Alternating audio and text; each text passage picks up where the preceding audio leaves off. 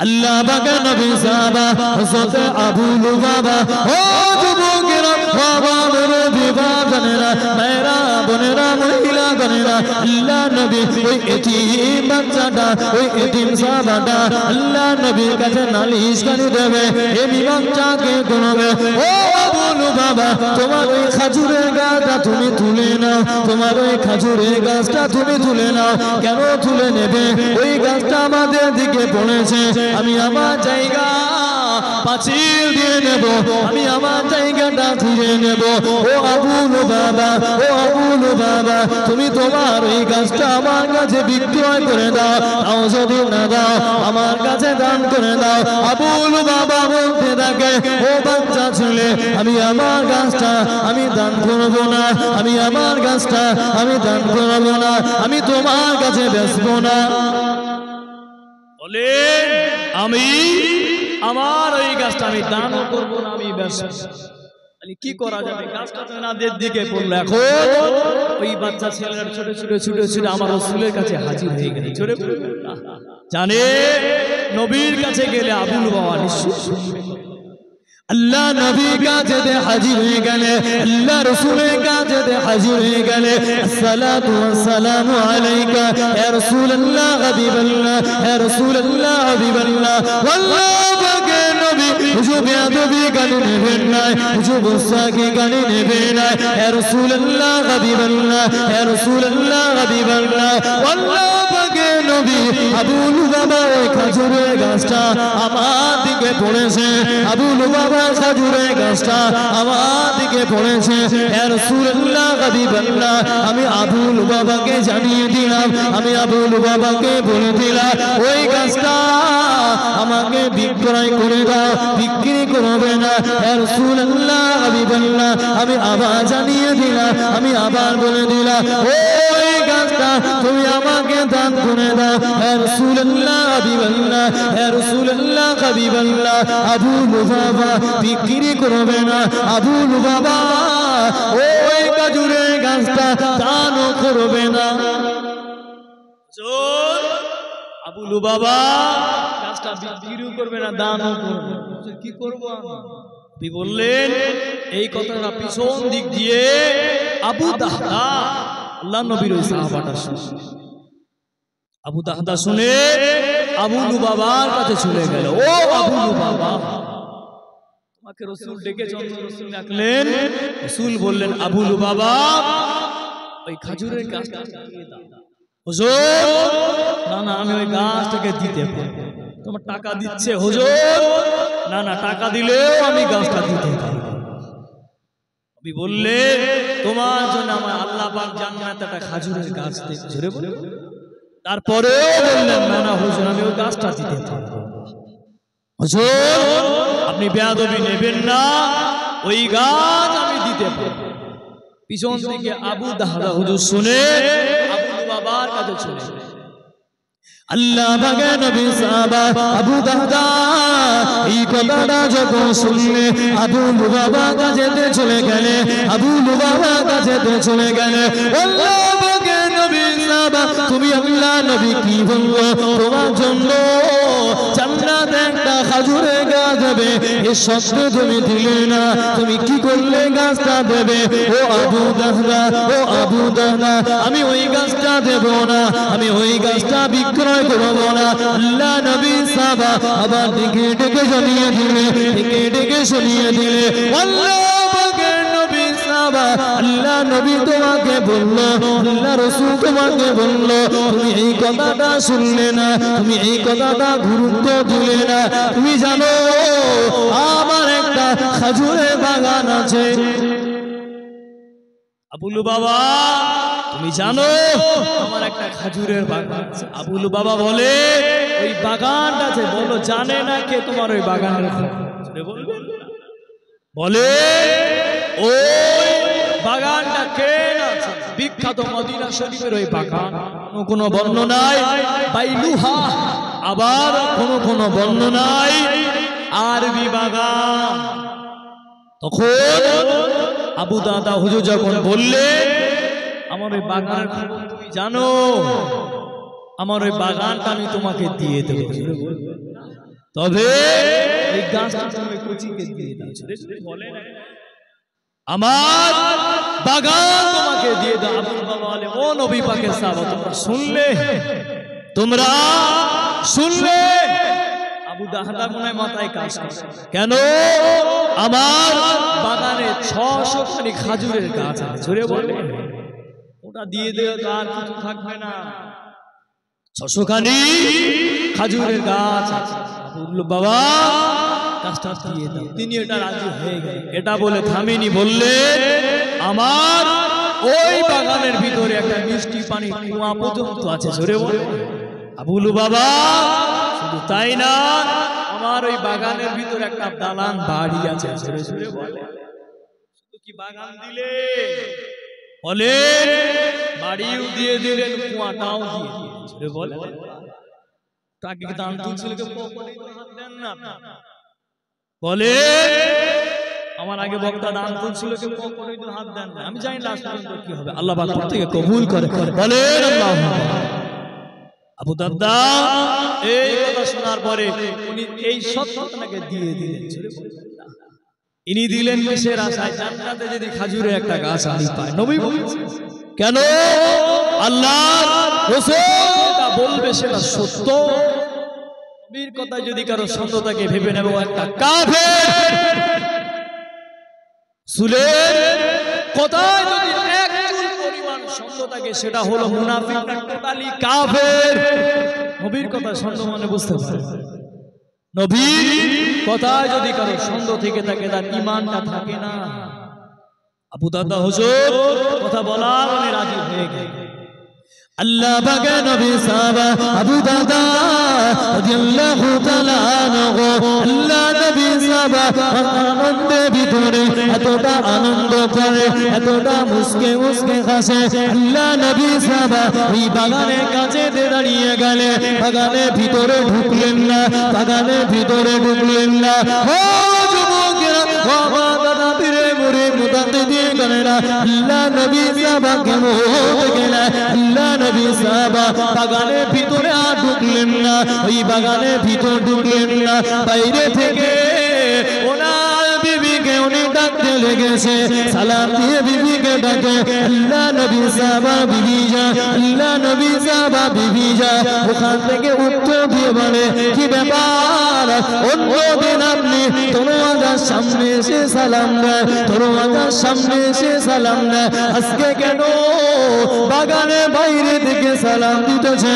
আজকে কেন বাগানের বাইরে থেকে সালাম দেয়? আল্লাহ নবী সাহাবা হেসে হেসে জানিয়ে দিলেন, ও ভাইজানের আমার, আল্লাহ নবী সাহাবা হেসে হেসে জানিয়ে দিলে, ও আমার বিবি, ও আমার জীবন সঙ্গিনী, ওই বাগান থেকে বার হয়েছে। আজকে পর থেকে এই বাগানটা আমাদের আল্লাহ, আমি নবী পাকের সাহাবাকে দান করে দিলাম একটা মাত্র খাজুর গাছের জন্য, একটা মাত্র খাজুর গাছের জন্য। আমার এই বাগানটা, আমার এই দালান বাড়িটা, বৃষ্টি পানির কুয়াটা আল্লাহ রাস্তায় দান করে দিলাম। ও ভাইজানের আমার, শুধু তাই নয়, আল্লাহ নবী সাহাবা বিবি ওখান থেকে জোরে জোরে হেঁকে হেঁকে বলে, ওখান থেকে হেঁকে হেঁকে বলে, ও আমার স্বামী, আপনি যখন এই বাগানটা দান করে দিলে, আপনি যখন বাগানটা দান করে দিলে, আগে কেন বললেন না? আপনি আমার আগে কেন জানিয়ে দিলেন না? আপনি আমার আগে কেন বললেন না? আমি তাহলে তড়ি গড়ি দান করার আগে এই জায়গা ছেড়ে দিতাম। কি বলে? আমি আগে আপনি আমাকে কেন বললেন না? তাহলে আমি দান করার পরে আমি এখানে আমার থাকাটা মনে হয় বিয়াদবি হয়ে গেছে। যদি হঠাৎ করে যদি কারো মেয়ের বিয়ে কেউ যদি হঠাৎ করে 5,000 টাকা দিয়ে দেয়, বাড়ি বিবিগুলো একবার তো আমার কাছে পরামর্শ নেবে। বলে আপনি দান করলে আপনার বাড়ির বিবিটা, আপনার মেয়েটা কইবেন না, আব্বা বড় হুজুর হয়ে গেছে, আব্বা এত টাকা দান করলে একবার তো বলতে পারতাম, পরামর্শ তো নিতে পারতাম। হঠাৎ করে মুসলিম এত বড় দায়িত্ব কেন নিয়েছে? অল্প কিছু দিতে পারো আপনাকে করবে, বলবে একমাত্র আলোচনা করতে পারত, কিন্তু নবীর সাহাবার স্ত্রী কি বললেন? রাসূলের সাহাবার স্ত্রী বললেন, আপনি আমাকে আগে বলেননি কেন? আমি এখান থেকে আগে বার হয়ে যাই। জোরে বলবেন। তাহলে আমার মা বোনরা কি বলতো? পরামর্শ না নিয়েই কাজ করে দিয়েছে, একা একা মাথা। আল্লাহ পাক আমার মা বোনদের সুবুদ্ধি দান করে। বলেন আল্লাহুম্মা, জোরে বলেন আল্লাহুম্মা। মহব্বতে দরুদ শরীফ আল্লাহুম্মা।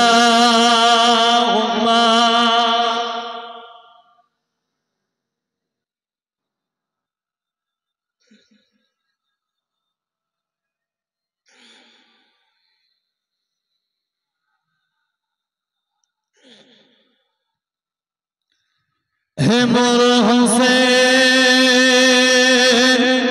তোমায় সালাম, হে মোর হোসেন তোমায় সালাম।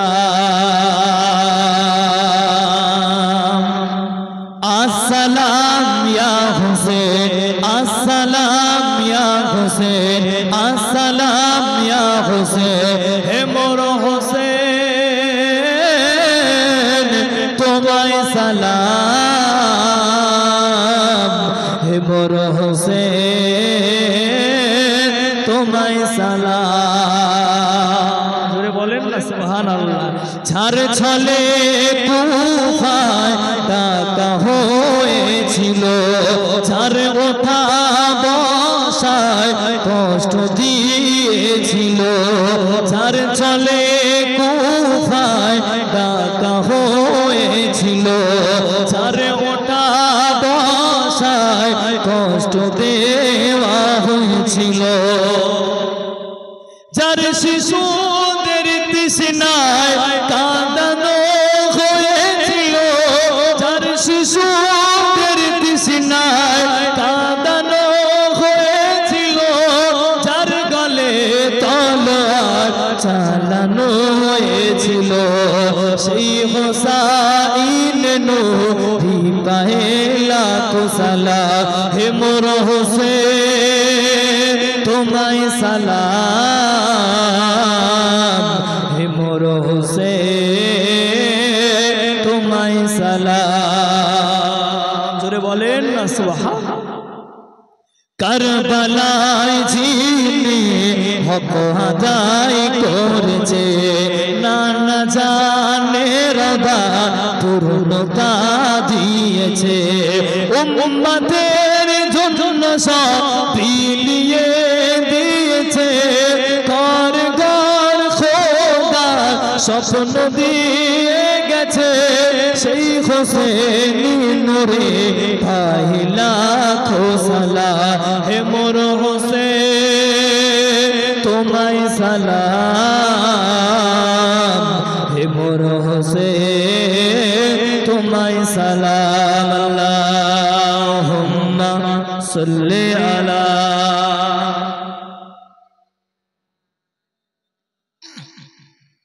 ওয়া আলা আলি সাইয়্যিদিনা।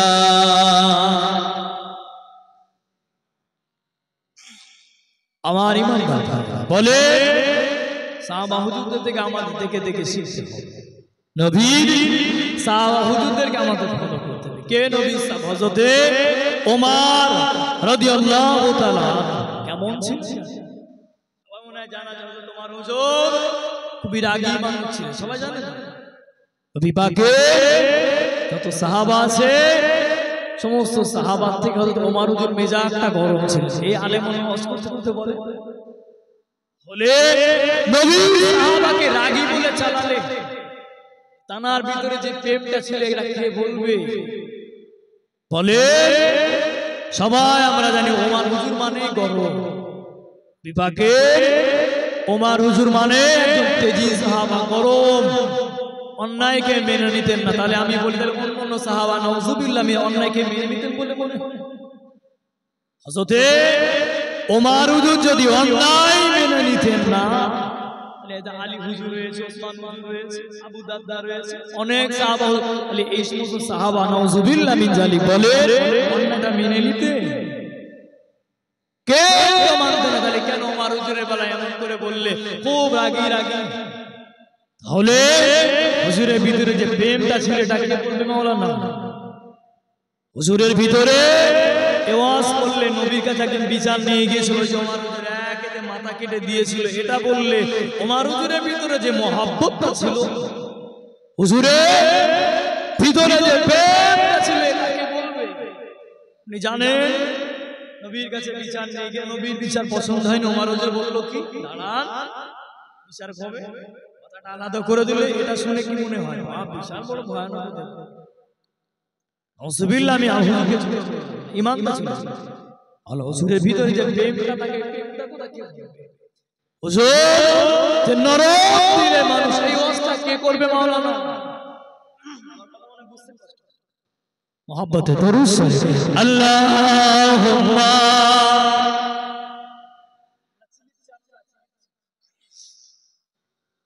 লা ইলাহা ইল্লাল্লাহ আল্লাহুম্মা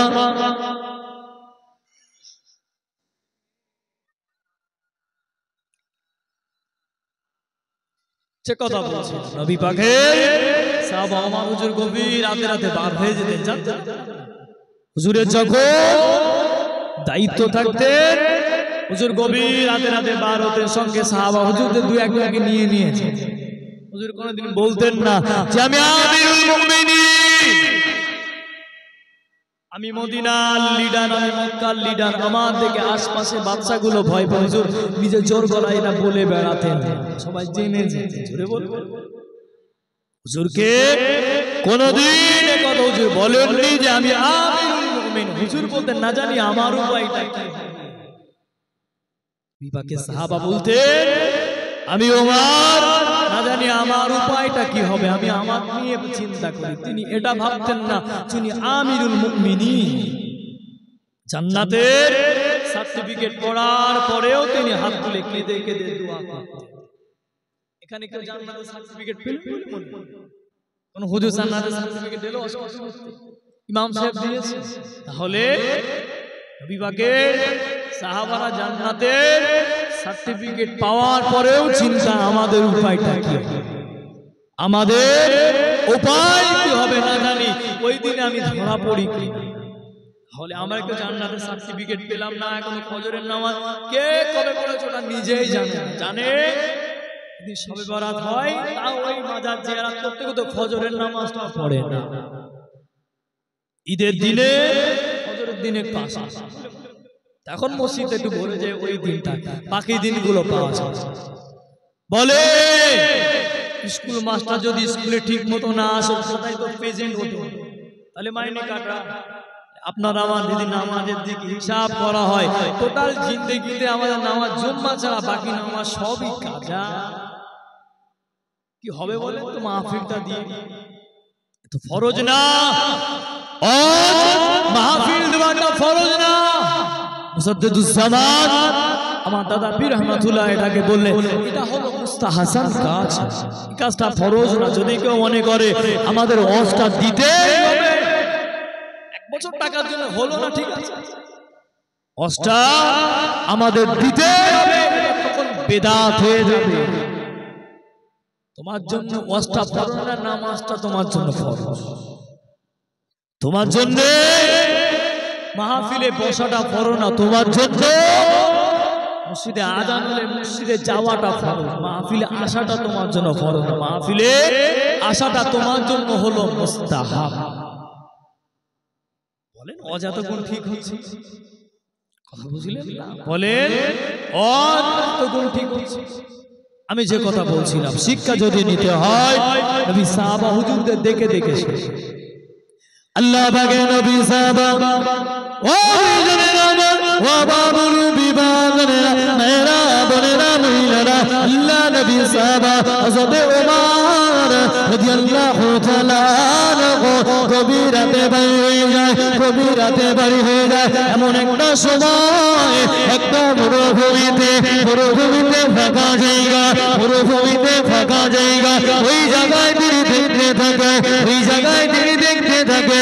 এমন একটা জায়গায় উপস্থিত হয়ে গেলে, এমন একটা জায়গায় হাজির হয়ে গেলে একটা তাবু খড়া করা আছে, একটা তাবু খড়া করা আছে, একটা যুবক ওই তাবু বাইরে বাইরে ঘোরে, ওই তাবুর বাইরে বাইরে ঘোরে।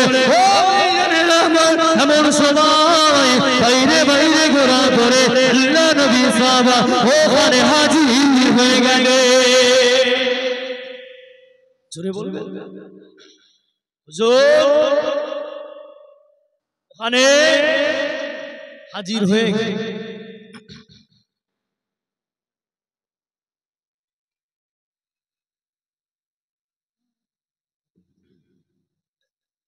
আমার রাসূলের সাহাবাদের ওখানে হাজির হয়ে গেল। বলে হাজিরটা হলেন কে? হাজির কে হলে? আমার রাসূলুল্লাহ আপন রাসূলের শ্বশুর হযরতে ওমর রাদিয়াল্লাহু তাআলা হুজুর আমার তাবুর কাছে হাজির হয়ে বললেন, কে আছো ভাই এখানে একটু বাইরে আসা যাবে? গভীর রাত্রে বলে যদি একটা পুরুষ আর একজন মহিলা একটা জায়গায় থাকে আর যদি অন্য পর পুরুষ যায় মনে মনে ভয় হবে কি হবে? মনে মনে ভয় হবে কি হবে? মনে মনে চিন্তার মধ্যে পড়ে গেলে। সেই সময় মক্কা মদিনা ছিল জাহিলিয়াত, কাফের বেঈমান বেদিনগুলো ভরা, তারা খুবই চিন্তার মধ্যে রয়েছে, না জানি আমাদের উপর কি হবে। একটা তাগড়া যুবক চলে এলো, আমার হুজুরের শরীর ছিল মাশাআল্লাহ, কাউকে কিছু পরোয়া করতে না। হুজুরের দিলে আল্লাহ ছাড়া কারো ভয় করতে। হুজুরে বলবেন হুজুর হাজির, আল্লাহ নবী সাহাবা হাজির হয়ে গেলেন। ও ভাইজানেরা আমার, আল্লাহ নবী সাহাবা যখন হাজির হয়ে গেলে সালামটা দিয়ে দিলে, উত্তরটা দিয়ে দিলে, আল্লাহ নবী সাহাবা আবার জিজ্ঞাসা করতে লাগো, ও ভাই যুবক কোথা থেকে এলে বলো, কোথা বাড়ি বলো, এইখানে হাজির হলে একা একা গভীর রাতে কি করে, একা একা গভীর রাতে কি করে?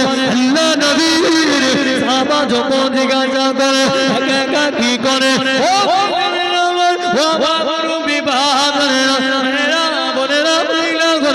আল্লাহ নবী সাহাবা এই কথা জিজ্ঞাসা করা বলে এই যুবকটা বলতে থাকে, এই যুবকটা জানিয়ে দিতে থাকে, ও যুবক তুমি কে জানি না, তোমার জানার দরকার না, তুমি এখান থেকে যে পথে এসেছো ওই পথে ফিরে যাও। তুমি কে? আমার পরিচয় তোমার জানার দরকার নেই, তুমি যেভাবে এসেছো ওই পথে ফিরে ফিরে চলে যাও। বলেন কাকে ফিরে যেতে বলছে? বলে আল্লাহর নবী সাহাবা হুজুরকে বললেন তুমি চলে যাও, ঘরেতে আমার বিবি রয়েছে, তুমি চলে যাও। যুবকটা এতটা চিন্তার ভিতরে ছটফট করছে, এদিক ওদিকে ঘুরছেন, কি খোঁজাখুঁজি করে। আমার হুজুর রেগে লাল হয়ে গেল। হুজুর বলে আমি এলাম ওনার উপকার করতে, পাশে দাঁড়াতে, উনি আমাকে চলে যেতে বললেন। হুজুর রাগকে কন্ট্রোল করলেন, রাগটাকে মাটির সাথে মিশিয়ে দিয়ে বললেন, ভাই আওয়াজ নরম সুরে বলে। পাশে যে সাহাবা হুজুরটা ছিল তিনি বুঝতে পারলেন যে কাকে চলে যেতে বলছে। বলে কাকে চলে যেতে বলছে? বলে ভাই তোমার সমস্যাটা আমাকে একটু খুলে খুলে বলো, তোমার দাবিটা আমাকে বলো না, তুমি যেন বহু চিন্তার ভিতরে আছো, তুমি অনেক চিন্তার ভিতরে আছো, তোমার চিন্তাটা কি আমার সাথে একটু বলবে? তোমার চিন্তাটা বলো। বারবার বলার পরে বললেন, আমার ঘরে আমার বিবি এই মুহূর্তে, আমার ছেলে হতে পারে কি মেয়ে হতে পারে আল্লাহ ভালো জানে, আমার বিবিটা অসুস্থ, আমার বিবির পেটে পচি আছে, আমার বিবিটা প্রেগনেন্ট, না জানি কখন কি হয়ে যাবে, আমি খুব চিন্তার মধ্যে আছি, একা একা কি করব, কোথায় কি পাবো, আমি চিন্তায় আছি। বলে পুরুষ মানুষে কি করবে? আর হুজুর বললেন এই ব্যাপার। তা বলার পরে হুজুর বললেন ঠিক আছে তুমি একটু কেন অপেক্ষা। আল্লাহ রাসূলের সাহাবা বাড়িতে চলে এলেন। জোরে বল, জোরে বলবেন। বাড়িতে সে কাকে নিয়ে যাবে?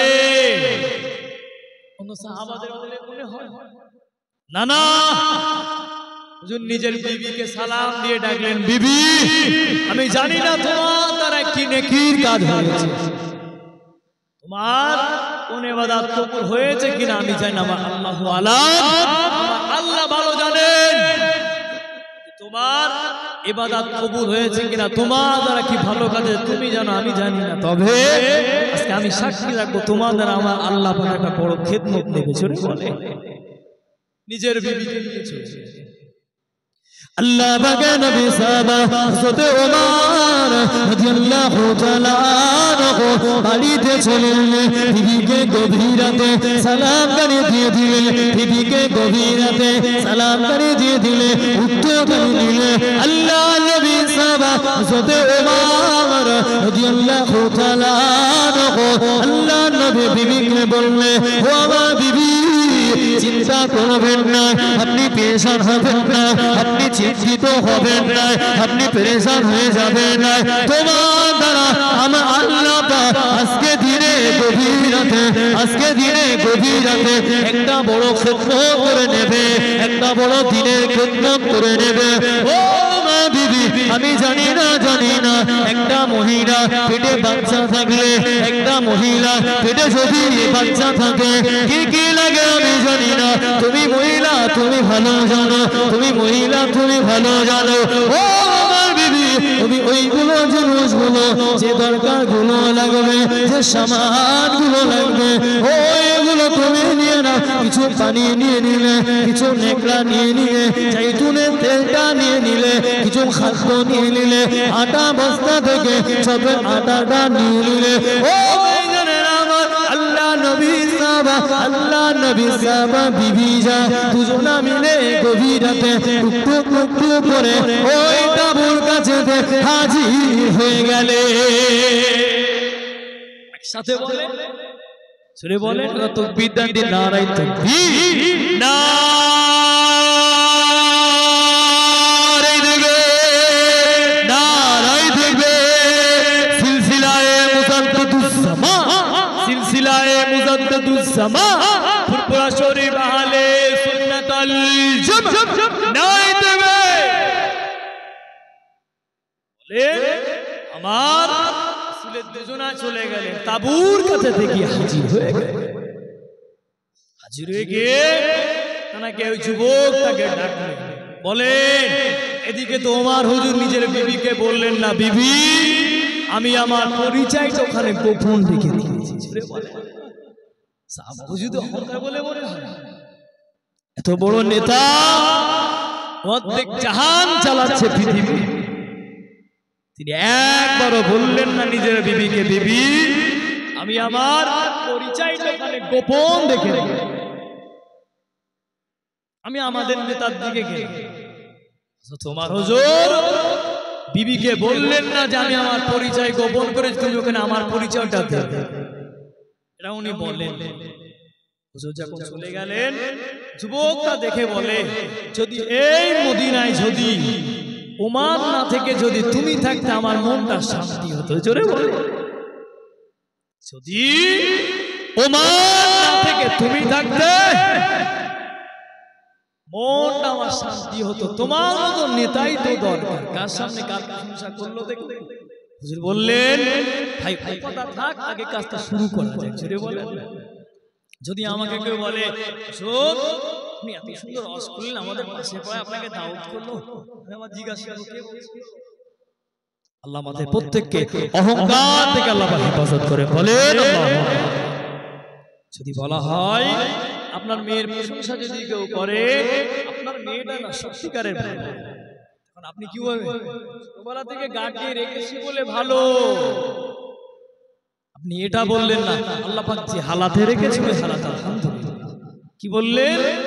ছোট থেকে গাটিয়ে রেখেছি বলে ভালো। আমার মেয়ে আর অমুকের মেয়ে পার্থক্য। আপনি জানেন আপনার ভিতরে মেয়েটা ভিতর কি করছে?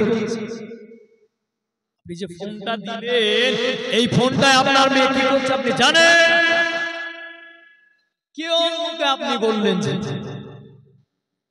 ভিতরের খবর আল্লাহ ভালো জানে। বলেন আপনার আমার জীবনে যা গুনাহ আছে যদি এখানে পর্দার সাথে দেখানো হয়, মুখ তুলে বেড়াতে পারবেন? বলেন জীবনে আপনি আমি যা গুনাহ করে যদি আমার গুনাহগুলো পিছনে দেখায়, আপনি বলবেন এমন মানুষের অশুনি আমরা অশুনি না, চলো এখান থেকে চলে। যদি আপনার গুনাহগুলো আমি জানতাম, টিভির পর্দায় যদি আপনার গুনাহগুলো দেখানো হতো, আমিও ভাবতাম কাদের সামনে আমি মনে হয় জলসা আমিও করব। আল্লাহ পাক রহমানুর রহিম, আল্লাহ এখন আমাদের গুনাহগুলো গোপন রেখেছেন, বলেন আলহামদুলিল্লাহ। আল্লাহ পাক আমাদের গোপনে গোপনে গুনাহগুলো মাফ করে দেন, বলেন আল্লাহ। জোরে বলেন আল্লাহ। কারণ একজন দেখান যে আমাদের জলসা কমিটি একজন নিষ্পাপ, জীবনে মিথ্যা বলিনি, খোঁজ নিয়ে দেখে জুম্মার নামাজও মাঝে মাঝে কাজা। কথা বুঝলেন না? খবর নেন, মাঝে মাঝে কাজের জন্য জুম্মার নামাজটা পর্যন্ত হয় না। তাহলে জলসা মাহফিল দিলে পরিবর্তন যদি না হতো, রাসূলের সুন্নাত শুধু দাড়ি রাখা না, দাড়ি রাখলে নবীর সুন্নাত আদায় হয় না। রাসূলের সুন্নাত কথা বলার মধ্যে সুন্নাত, জোরে বলো। নবীর সুন্নাত শুধু কথা বলা না, হাঁটা চলার ভিতরে কত সুন্নাত আছে, জোরে বলো। আমার নবী যখন হেঁটে হেঁটে যেতেন, মাথা নিচু করে যেতেন। আপনি আমি যখন হেঁটে হেঁটে যাই, এদিকে ওদিকে সব দিক ফিরে ফিরে দুনিয়া দেখতে দেখতে যাই। ওটা তো আপন জায়গায় নামাজে এলে নামসেম নামাজ পড়লো, এই নিয়ে এদিক দিকে তাকানো শুরু হলো। ওটা পরে নিয়ত তো যদি এখন এদিক দিকে তাকাই, বলে ওই ইবাদতটাকে আল্লাহ দরবারে কবুল হবে বলে মনে হয়। কি হবে আমার রস কিন্তু কষ্ট হবে মনে মনে। যখন সাহাবা হুজুরদের কথা বলি খুব ভালো লাগে, নবী সাহাবার এমন ছিল। আর যখন নিজের স্বার্থে লাগবে, টাইম হয়ে গেল নাকি, কোন মানুষ সব পাল্টে গেল।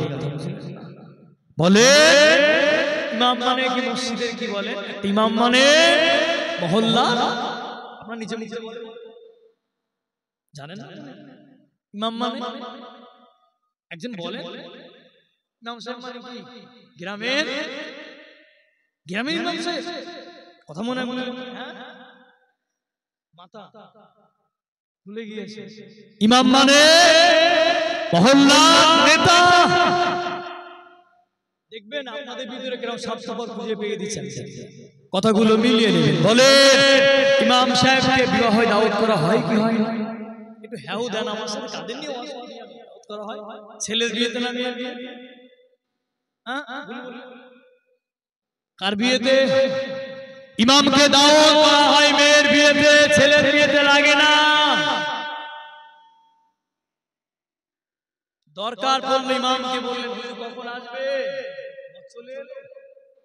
ওই ছেলেটার বিয়ে ইমামকে তো বললেন, মানলেন ইমামকে। মেয়ের বিয়েতে ফোন করে করে ডাকলেন, হুজুর বড় মুরগিটা চলে এসেছে, আপনি আসেন তাড়াতাড়ি আসেন, বিয়ে পড়াতে হবে। ছেলেটার বিয়েটা হলো, তখনকে তো মসজিদের ইমামকে একবার বললেন না, ইমাম সাহেব খবরই পাই না। ওলা দূরের কথা, খবরই যায় না। মেয়ের বিয়ে হলে 15 দিন আগে থেকে দাওয়াত পড়ে, হুজুর অমুক দিন মনে আছে? আমি একটা মসজিদের ইমাম, আমি জানি। আমার তো এখানেই স্বার্থপরের মতো কাজ। নাতির মুসলমানিতে সবাইকে দাওয়াত দিলে আপনারাই বলবেন ইমাম মানে নেতা। মসজিদ ইমামটাকে তো নিলেন, বাদ গেল। ইমাম মানে বর্তমান কিছু কিছু জায়গায় গোলাম,